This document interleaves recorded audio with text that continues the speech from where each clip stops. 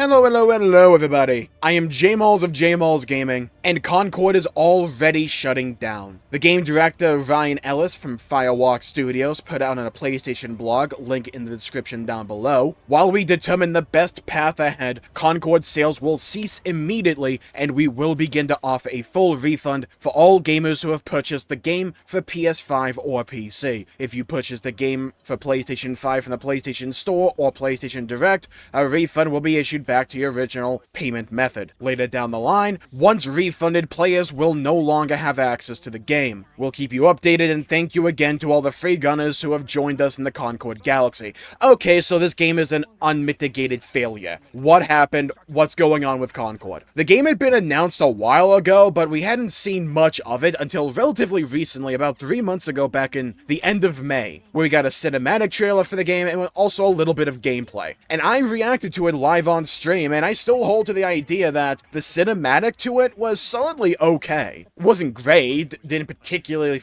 spark my fancy or anything like that, but it was solidly okay. If the game was really good to go alongside it, I may be really interested, but all that hope and idea that this game may be something were quickly dashed when it was revealed that the game was nothing more than a hero shooter. Heck, the later half of the cinematic trailer even gave off the vibe of a hero shooter, almost showcasing what certain characters could do in combat. And I'm pretty sure if you go back to my live reaction of this, you can actually hear the moment I realized, oh god, this is gonna be a hero shooter in 2024, isn't it? Look, there's been a lot of controversy surrounding this game by the whole typical culture war stuff, especially when it comes to the character designs. We don't need to skirt around this issue. I don't think that's the biggest reason this game failed or anything like that. Like, I don't think just because this game had fat people in it, or the fact that there were people who want white in the game, that the game failed. No, the reason this game failed to me is because it's nothing more than another modern multiplayer game slop fest. That's all it is. And I know that sounds harsh, but it's also the truth. We don't need to skirt around it. We don't need to try and sugarcoat it.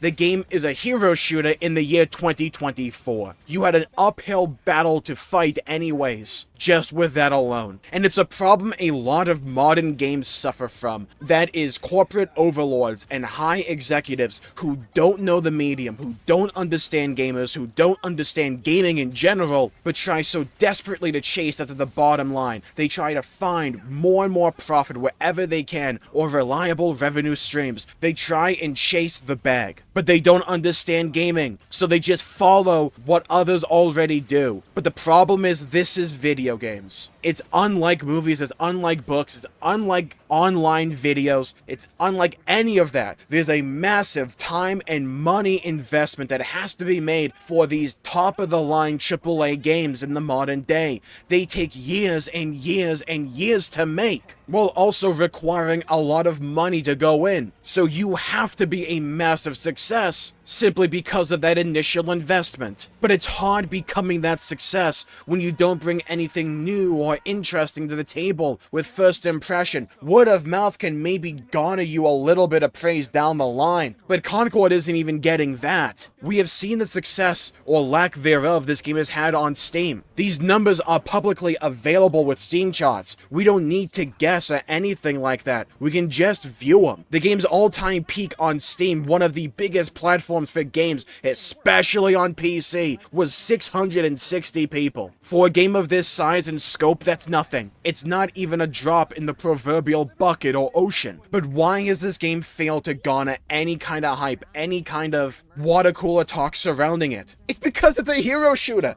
And when we saw gameplay, nothing really screamed out to me. It was just another hero shooter in a market already saturated with them. Because that's the problem with a lot of modern games. If you are only chasing a trend, good luck. Especially for a game of this size, where you're gonna come years late to the table. Heck, the party. Whereas your competition has already had years of success and active development and fleshing out. Communities have already been formed for those games, not for you. A day late and $1 short is nothing in comparison to what this is. This is, what, 6 to 8 years too late and $100 million too short. And I don't want to be overly mean here, but I don't want to not be blunt here either, because this is a massive symptom of a lot of modern gaming, modern multiplayer gaming specifically. In an ever-evolving internet, we are more connected than ever before. Trends change overnight, and people want that new dopamine hit. They want something new, they want something refreshing, they want something that's fun and engaging. They don't want something that just feels like a pale imitation of something else. It's not like a movie where you're only invested for an hour or two, or sometimes up to 4. These are video games, especially multiplayer games. People want their money's worth. They want to be able to sink a lot of time in the game,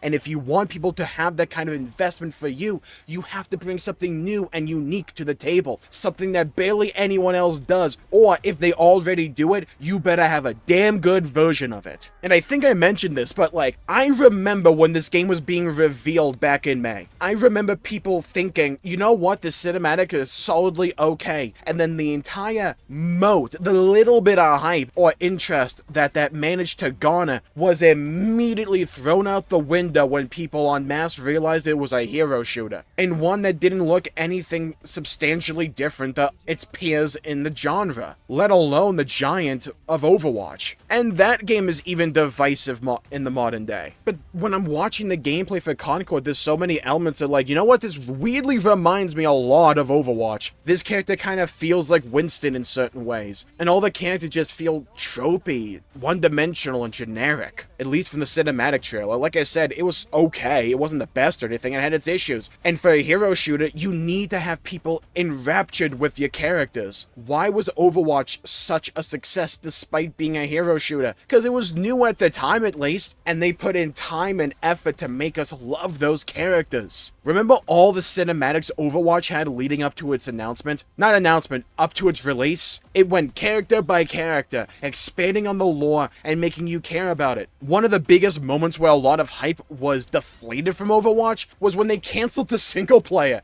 because people wanted more of those characters. Why is there a lot of hype and interest for Marvel's rivals? It's simple. It's Marvel! People love those characters already. You don't need to win people over with the characters because they're already won over. So you can chase that trend with established IP because you already have some skin in the game with that because the people already care about your characters. And you have a little bit of twisting or augmentation with the gameplay. You twist the formula a little bit, even if it's just the camera, and there you go. I mean, I hear hero shooter and I get the opposite of hype immediately, but that's just a me thing. There's plenty of other people out there that love these kinds of games, and good on them. Enjoy what you like, but if you want to succeed in the video game market, you have to have something unique, something that only you can bring to the table, or if you don't, you better do what everyone else does, but way better. You can't just be another version. That won't generate talk, it won't generate hype, it won't generate enough interest. And for a game like Concord, we have seen the result of that, where so soon after launch, it's already being pulled, and people are getting refunds for it. Do you know how big of a failure of a game you have to be for that to happen? Because you're chasing trends from damn near 8 years ago. The internet has evolved. Just think how differently everything is nowadays to where we were 8 years ago with Overwatch 1. But this is the problem. You have a lot of these executives, a lot of these people making the decisions that only look at charts and graphs devoid of context and devoid of any workable, actionable knowledge or experience with the medium. They only look at all the trends, look at all the money these games are making and say, why don't we try that? So they come years late to the table and just expect that they're going to do well. Well, here's your reality check. And a lot of the blame and a lot of online discourse is going to be directed to the culture war BS surrounding Concord and not on where it definitely should lie, in my opinion. The people making these decisions. The story largely just looked bland and uninteresting, filled with characters I couldn't care enough about. Everything just felt tropey and generic and stereotypical and derivative. Didn't feel new or exciting. It didn't grab me and hook me in and refuse to let go. It looked forgettable, and that was its biggest sin. But Concord isn't unique in this regard. We've seen many other live service games fail in modern years because they simply don't understand the market. They feel like nothing more than glorified excuses to exsanguinate your wallet, instead of being fun and fulfilling, enriching experiences all of their own. That is Concord's greatest sin, is that it's nothing more than a symptom of a lot of bad modern gaming business practices and decisions made by people who don't know the medium, who don't know video games, but want to make money off of them nonetheless. It's a bit of a shame because apparently you listen to people that actually played the thing, and it turns out the game's pretty good by itself. But it's not unique enough, it's not different enough, and clearly wasn't good enough. This game's going to be a lesson, a hard one, for a lot of executives and publishers out there. Not just PlayStation, not just Firewalk Studios. In one way, this is the gaming industry rebuking the same tired business practices we've seen time and time again. We have seen the success of games like Black Myth Wukong that try to bring new stories to the table, that try and be something new, that take existing ideas with fun twists to them, to make them all of their own, to be unique and fun and engaging by themselves. As opposed to chasing the money, they create a trend. Welcome to modern gaming, where some people get it and some people simply don't. And with that, I'll call the video there for the day. Thank you all for tuning in. My pleasure making the video. If you enjoyed it, please leave a like and subscribe. It really helps the channel out and help support future content. I greatly appreciate it, and hit the bell icon to be notified for when I upload and stream in the future. Stay safe, have a great day, and I'll see you all next time. Bye bye everybody, until we meet again!